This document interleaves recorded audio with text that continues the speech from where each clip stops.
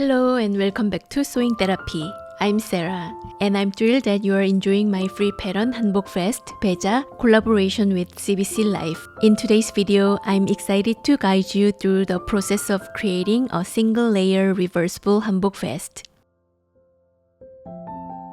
As we eagerly anticipate the arrival of spring and warmer weather, if you happen to have a beautiful reversible fabric suitable for a vest, it will make an excellent choice for crafting a hanbok vest, Baeja. For a more detailed step-by-step tutorial for a whole process, you can find a comprehensive video on CBC Life's YouTube channel. In this video, I will specifically focus on demonstrating how to make a single layer reversible vest. Once you've stay-stitched all the neckline and armhole edges, you will be all set to go.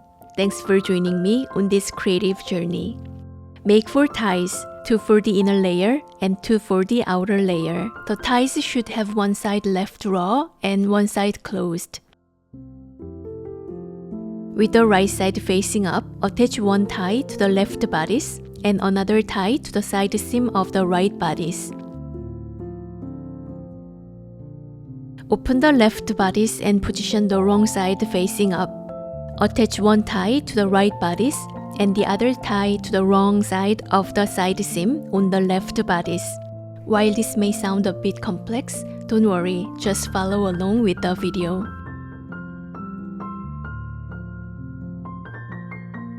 Once you've completed the pinning, proceed to baste the ties in place.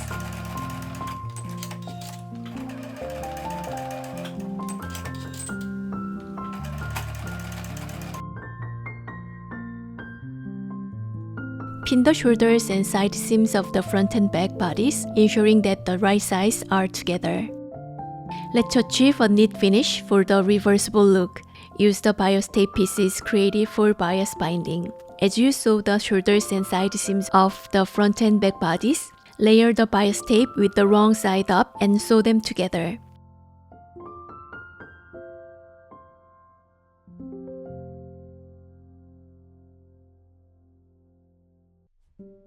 Move the ties out of the way to ensure you don't accidentally sew over them.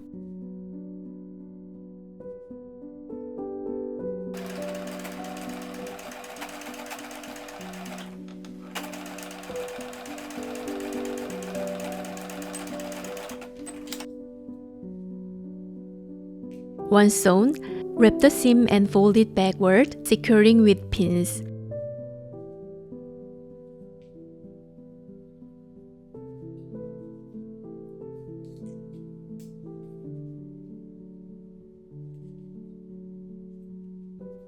Afterwards, sew the seam.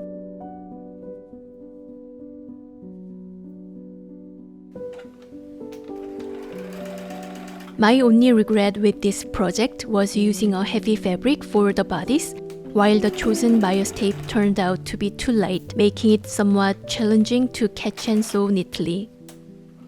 I recommend using a quilting weight fabric for the bias tape at least. Oops, I missed some stitches, so I had to go back and sew that missing part.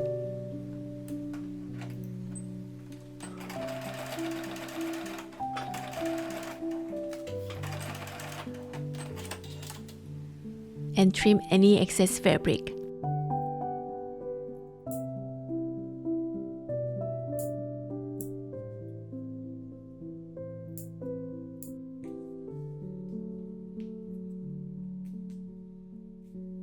The seam finishes are clean and the other side looks neat as well, and ready for the bias binding. What are your thoughts? Don't you think the extra time invested in making it reversible was worthwhile? I hope you find this video helpful.